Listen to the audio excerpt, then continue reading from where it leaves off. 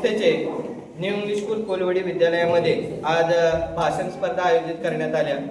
या भाषण स्पर्धेमुळे विद्यार्थ्यांमध्ये इतका उत्साह निर्माण झाला, प्रत्येकाने भरभरून या भाषण स्पर्धेचा आस्वाद घेतला। या भाषण स्पर्धेमुळे, या व्यासपीठामुळे विद्यार्थ्यांमध्ये आत्मविश्वास, निडरपणा, आपलं सर्वांगीण व्यक्तिमत्व कसं फुलून दिसेल आणि आपले विचार, आपल्या भावना ठामपणे इतरांपर्यंत कशा पोहोचतील आणि त्या पण निर्भीडपणे, आणि हा आत्मविश्वास त्यांना या ठिकाणी आलेला आहे।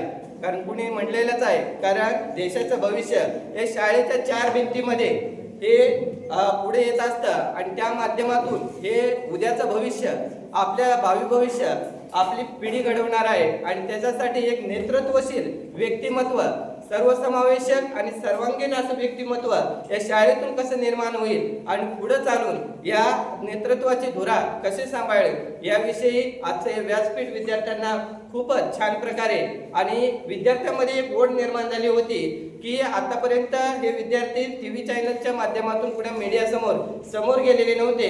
4 दिवसापासून त्यांच्यामध्ये अत्यंत अशी उत्सुकता निर्माण झाली होती की टीव्ही चॅनलवाले आल्यानंतर आम्ही कसं बोलू, काय वगैरे। परंतु आपल्याला माहीतच आहे काय, समाज बदलण्याचं एक माध्यम म्हणजे मीडिया।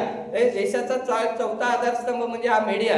कारण आपल्या भावना इतरांपर्यंत, समाजापर्यंत पोहोचवण्याचं, कुठे एखादं टॅलेंट कुठलं लपलेलं असेल ते टॅलेंट जगासमोर आणण्याचं कार्य हे मीडिया करत असते, आणि या मीडियाचं फार मोठं महत्त्व आहे। आणि हे व्यासपीठ आदरणीय सुषमाताई यांच्यामुळं या विद्यालयाला निर्माण झालं। तसेच विद्यालयाचे आमचे आदरणीय मुख्याध्यापक सीतापे सरांनी या कार्यक्रमाला परवानगी दिली, आणि या महाराष्ट्र मीडियाचे आदरणीय संपादक श्री शंकर चौधरी सर, त्यांचे सहकारी आदरणीय श्री माने सर, आदरणीय शेख सर, हे त्यांची सर्व टीम या ठिकाणी उपस्थित झाली आणि आमच्या विद्यार्थ्यांमध्ये एक नवचैतन्य निर्माण करण्याचं कार्य त्यांनी केलं। त्यामुळं विद्यालयातर्फे मी त्यांचे आभार मानतो। आणि शेवटी म्हणावंसं वाटतं, मूल्य आपल्या उपस्थितीचे आम्ही जाणतो, मूल्य आपल्या उपस्थितीचे आम्ही जाणतो, म्हणून आपले आभार आम्ही मनापासून मानतो।